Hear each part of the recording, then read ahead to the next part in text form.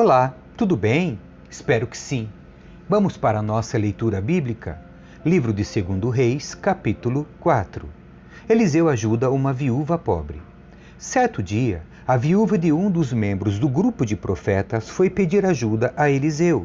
Meu marido, que o servia, morreu, e o Senhor sabe como ele temia o Senhor. Agora veio um credor que ameaça levar meus 2 filhos como escravos. O que posso fazer para ajudá-la? Perguntou Eliseu. Diga-me, o que você tem em casa? Não tenho nada, exceto uma vasilha de azeite, respondeu ela. Então Eliseu disse: Tome emprestadas muitas vasilhas de seus amigos e vizinhos, quantas conseguir. Depois, entre em casa com seus filhos e feche a porta. Derrame nas vasilhas o azeite que você tem e separe-as quando estiverem cheias. A viúva seguiu as instruções de Eliseu. Seus filhos traziam vasilhas e ela as enchia. Logo, todas estavam cheias até a borda. Traga mais uma vasilha, disse ela a um dos filhos. Acabaram as vasilhas, respondeu ele, e o azeite parou de correr.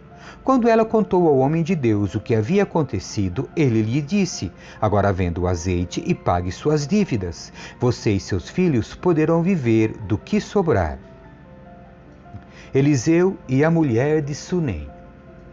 Certo dia, Eliseu foi à cidade de Sunem.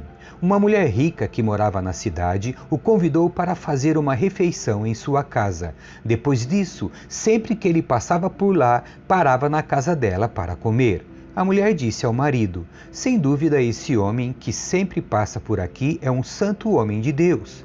Vamos construir um quartinho para ele no terraço e mobiliá-lo com uma cama, uma mesa, uma cadeira e uma lâmpada. Assim, quando ele passar por aqui, terá um lugar para ficar. Um dia, Eliseu voltou a Sunem e subiu ao quarto para descansar. Disse a seu servo Geazi: Chame a sunamita.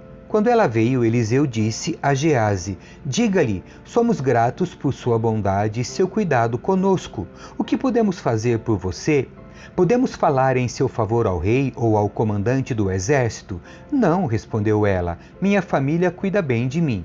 Mais tarde, Eliseu perguntou a Geazi: O que podemos fazer por ela? Geazi respondeu: Ela não tem filhos e o marido é idoso. Chame-a de novo, disse Eliseu. A mulher voltou e, enquanto ela estava à porta do quarto, Eliseu lhe disse: Ano que vem, por esta época, você estará com um filho nos braços. Não, meu senhor, exclamou ela. Por favor, homem de Deus, não me dê falsas esperanças. Mas, de fato, a mulher ficou grávida. No ano seguinte, naquela mesma época, teve um filho, como Eliseu tinha dito. Certo dia, quando o menino estava mais crescido, saiu para acompanhar o pai que estava no campo com os ceifeiros. De repente o menino gritou: Ai, que dor de cabeça! Seu pai disse a um dos servos: Leve-o para casa, para a mãe dele. O servo levou o menino para casa e a mãe o segurou no colo, mas por volta do meio-dia ele morreu. Ela o carregou para cima e o deitou na cama do homem de Deus. Fechou a porta e o deixou ali. Então enviou um recado para o marido: Mande um dos servos e uma jumenta para que eu vá depressa falar com o homem de Deus e volte em seguida. Por que hoje? Perguntou ele. Não é a festa da lua nova nem sábado. Ela, porém, respondeu: Não se preocupe. Então ela mandou selar a jumenta e disse ao servo: Rápido, só diminua o passo quando eu mandar. E partiu para encontrar-se com o homem de Deus no Monte Carmelo.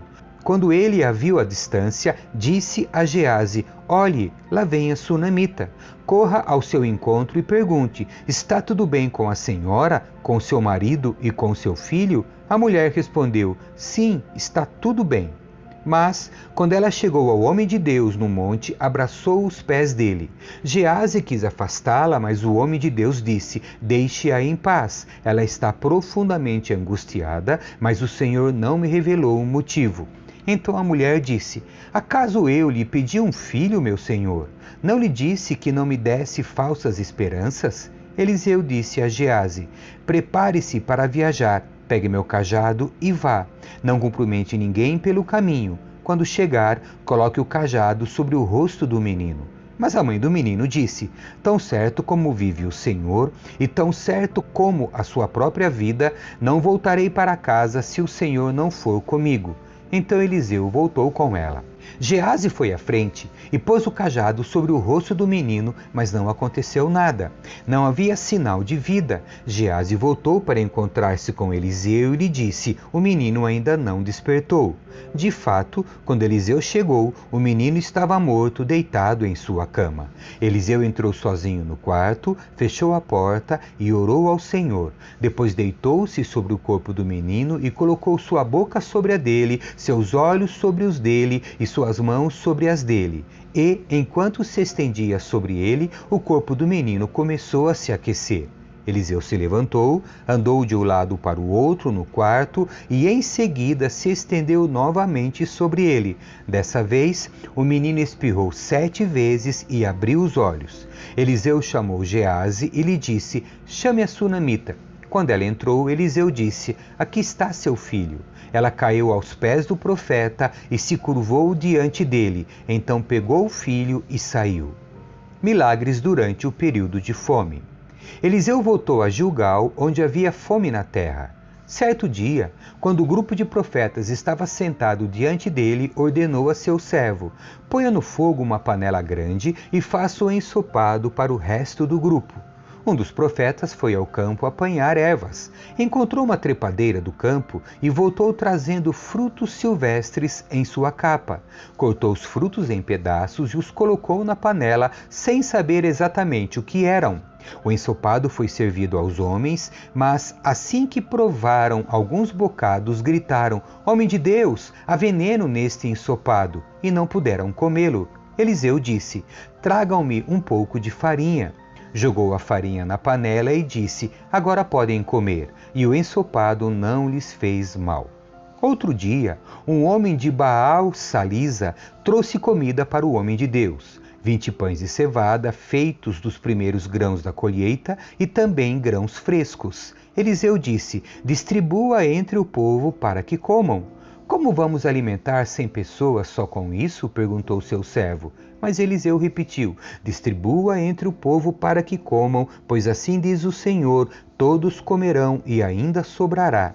E quando distribuíram o alimento, houve suficiente para todos e ainda sobrou, como o Senhor tinha dito. Capítulo 5. A cura de Naamã. O rei da Síria tinha grande respeito por Naamã, comandante do seu exército, pois por meio dele o Senhor tinha dado grandes vitórias à Síria. Mas embora Naamã fosse um guerreiro valente, sofria de lepra. Naquela época, saqueadores sírios tinham invadido o território de Israel e entre os cativos havia uma menina que se tornou serva da esposa de Naamã. Certo dia, a menina disse à sua senhora: como seria bom se meu senhor fosse ver o profeta em Samaria, ele o curaria da lepra. Naamã contou ao rei o que a menina israelita tinha dito. Então o rei da Síria lhe respondeu: vá visitar o profeta, eu lhe darei uma carta de apresentação ao rei de Israel. Naamã partiu, levando 350 quilos de prata, 72 quilos de ouro e 10 roupas de festa. A carta para o rei de Israel dizia: com esta carta apresento o meu servo Naamã, quero que o rei o cure da lepra. Quando o rei de Israel leu a carta, rasgou as roupas e disse: acaso sou Deus, capaz de dar ou de tirar a vida? Porque esse homem me pede que cure um leproso? Como vocês podem ver, ele procura um pretexto para nos atacar. Mas, quando Eliseu, o homem de Deus, soube que o rei de Israel havia rasgado as roupas, mandou-lhe esta mensagem: porque o rei ficou tão aflito? Envie Naamã a mim, e ele saberá que há um profeta verdadeiro em Israel. Então Naamã foi com seus cavalos e carruagens e parou à porta da casa de Eliseu. Ele mandou um mensageiro dizer a Naamã: vá e lave-se 7 vezes no rio Jordão, sua pele será restaurada e você ficará curado da lepra. Naamã ficou indignado e disse: imaginei que ele sairia para me receber. Esperava que movesse as mãos sobre a lepra, invocasse o nome do Senhor seu Deus e me curasse. Não são os rios Abana e Farfar em Damasco melhores que qualquer rio de Israel? Será que eu não poderia me lavar em um deles e ser curado? Naamã deu meia volta e partiu furioso. Mas seus oficiais tentaram convencê-lo, dizendo: Meu senhor, se o profeta lhe tivesse pedido para fazer algo muito difícil, o senhor não teria feito? Por certo, o senhor deve obedecer à instrução dele, pois disse apenas: Vá, lave-se e será curado. Assim, Naamã desceu ao Jordão e mergulhou 7 vezes, conforme a instrução do homem de Deus. Sua pele ficou saudável como a de uma criança e ele foi curado. Então Naamã e toda a sua comitiva voltaram para onde morava o homem de Deus. Ao chegar diante dele, Naamã disse: Agora sei que no mundo inteiro não há Deus, senão em Israel. Por favor, aceite um presente de seu servo. Eliseu, porém, respondeu: Tão certo como vive o Senhor a quem sirvo, não aceitarei presente algum. Embora Naamã insistisse, Eliseu recusou. Então Naamã disse: Está bem, mas peço que permita que esse seu servo leve para casa 2 mulas carregadas com a terra deste lugar. De agora em diante, nunca mais oferecerei holocaustos ou sacrifícios a qualquer outro Deus, senão ao Senhor. Mas que o Senhor me perdoe por uma coisa. Quando o meu senhor, o rei, for ao templo do deus Rimom para adorar ali e se apoiar em meu braço, que o Senhor me perdoe quando eu também me curvar. Vá em paz, disse Eliseu. Então Naamã partiu para casa. A ganância de Geazi. Mas Geazi, servo de Eliseu, o homem de Deus, pensou: Meu senhor não deveria ter deixado este sírio Naamã partir sem aceitar os presentes. Tão certo como vive o Senhor, vou correr atrás dele para ver se consigo alguma coisa. E Geazi correu atrás de Naamã. Quando Naamã viu que Geazi corria atrás dele, desceu de sua carruagem e foi ao encontro dele. Está tudo bem? Perguntou Naamã. Sim, está tudo bem, respondeu Geazi. Meu senhor me enviou para dizer que acabaram de chegar 2 jovens profetas da região montanhosa de Efraim. Meu senhor pediu 35 quilos de prata e 2 roupas de festa para eles. Claro, leve 70 quilos de prata, insistiu Naamã. Ele lhe deu 2 roupas de festa, colocou a prata em 2 sacolas e enviou 2 servos para carregarem os presentes para Geazi. Ao chegarem à colina, Geazi pegou as sacolas, enviou os servos de volta e escondeu os presentes dentro de casa. Quando entrou para ver seu senhor, Eliseu, este lhe perguntou: Onde você esteve, Geazi? Não estive em lugar algum, respondeu Geazi. Mas Eliseu lhe disse: Você não percebe que eu estava presente em espírito quando Naamã desceu da carruagem para encontrar-se com você? Esta definitivamente não era ocasião de receber dinheiro e roupas, oliveiras e videiras, ovelhas, gado e servos. Por isso, você e seus descendentes sofrerão de lepra de Naamã para sempre. Quando Geazi saiu dali, seu corpo estava coberto de lepra, sua pele estava branca como a neve. Capítulo 6. O ferro do machado. Certo dia, os membros do grupo de profetas disseram a Eliseu: Como vê, esse lugar onde nos reunimos é pequeno demais. Vamos descer ao rio Jordão, onde há muitos troncos, e construir ali um lugar para nos reunirmos. Está bem, disse Eliseu. Podem ir. Venha conosco, sugeriu um deles. Eu irei, disse ele, e foi com eles. Quando chegaram ao Jordão, começaram a derrubar árvores. Enquanto um deles cortava um tronco, a parte de ferro do machado caiu no rio. Ai, meu senhor, gritou. O machado era emprestado. Onde caiu? Perguntou o homem de Deus. Quando mostraram o lugar para Eliseu, ele cortou um galho e o jogou na água e fez o ferro do machado flutuar. Pegue-o, disse Eliseu, e o homem estendeu a mão e o pegou. Eliseu frustra o exército da Síria. Quando o rei da Síria estava em guerra contra Israel, consultava seus oficiais e dizia: Posicionaremos nossas tropas em tal lugar. De imediato, o homem de Deus advertia o rei de Israel: Não se aproxime de tal lugar, pois os sírios planejam posicionar suas tropas ali. E o rei de Israel mandava um aviso para o lugar indicado pelo homem de Deus. Várias vezes ele advertiu o rei de que ficasse alerta naqueles lugares. Furioso com essa situação, o rei sírio reuniu seus oficiais e perguntou: Qual de vocês anda informando o rei de Israel sobre meus planos? Ó meu senhor, o rei, não somos nós, respondeu um dos oficiais. Eliseu, o profeta de Israel, revela ao rei de Israel até as palavras que o Senhor diz em seus aposentos. O rei ordenou: vão e descubram onde ele está, para que eu mande capturá-lo. Então lhe informaram: Eliseu está em Dotã. Assim, certa noite, o rei da Síria mandou um grande exército com muitos carros de guerra e cavalos para cercar a cidade. Na manhã seguinte, o servo do homem de Deus se levantou bem cedo. Ao sair, viu que havia soldados, cavalos e carros de guerra por toda parte. Ai, meu senhor, o que faremos agora? Exclamou o servo. Não tenha medo, disse Eliseu, pois do nosso lado há muitos mais do que do lado deles. Então Eliseu orou: ó Senhor, abra os olhos dele para que veja. O Senhor abriu os olhos do servo e ele viu as colinas ao redor de Eliseu cheias de cavalos e carruagens de fogo. Quando os sírios avançaram na direção de Eliseu, ele orou: ó Senhor, faze que fiquem cegos. E o Senhor fez que ficassem cegos, conforme Eliseu havia pedido. Então Eliseu saiu e lhes disse: vocês tomaram o caminho errado. Essa não é a cidade certa. Sigam-me e eu os levarei até o homem que procuram. Então ele os guiou à cidade de Samaria. Assim que entraram em Samaria, Eliseu orou: ó Senhor, agora abre os olhos deles para que vejam. O Senhor abriu os olhos deles e descobriram que estavam no meio de Samaria. Quando o rei de Israel os viu, perguntou a Eliseu: devo matá-los, meu senhor? Devo matá-los? Claro que não, respondeu Eliseu. Eles não são prisioneiros que você capturou na batalha.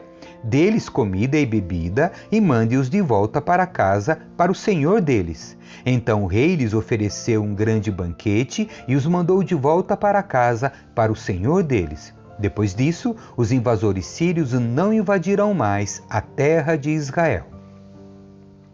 Ben-Hadad cerca Samaria. Algum tempo depois, porém, Ben-Hadad, rei da Síria, reuniu todo o seu exército e cercou Samaria. Como resultado, houve grande fome na cidade. O cerco durou tanto tempo que uma cabeça de jumento era vendida por 960 gramas de prata e 1/3 de litro de esterco de pombo por 60 gramas de prata. Um dia, quando o rei de Israel caminhava pelos muros da cidade, uma mulher gritou para ele: ó meu senhor, o rei, por favor, ajude-me. Ele respondeu: se o senhor não a ajudar, o que poderei fazer? Não tenho alimento na eira, nem vinho na prensa de uvas. Mas depois o rei perguntou: qual é o problema? Ela respondeu: essa mulher me disse: vamos comer o seu filho hoje, e amanhã comeremos o meu. Então cozinhamos meu filho e o comemos. No dia seguinte eu disse a ela: mate seu filho para que o comamos, mas ela o havia escondido. Quando o rei ouviu isso, rasgou as roupas, e enquanto ele caminhava pelos muros, o povo viu que, por baixo do manto, ele usava pano de saco junto à pele. Então o rei jurou: que Deus me castigue severamente se eu não separar a cabeça de Eliseu de seu ombro ainda hoje.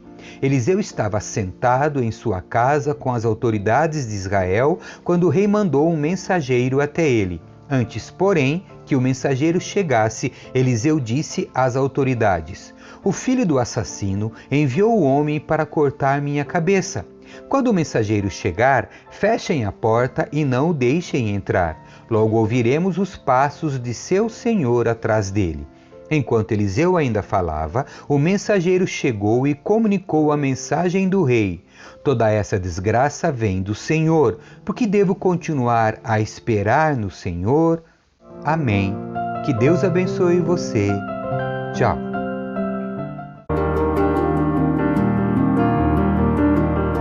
Escrevi o primeiro livro, ó Teófilo, relatando todas as coisas que Jesus fez e ensinou.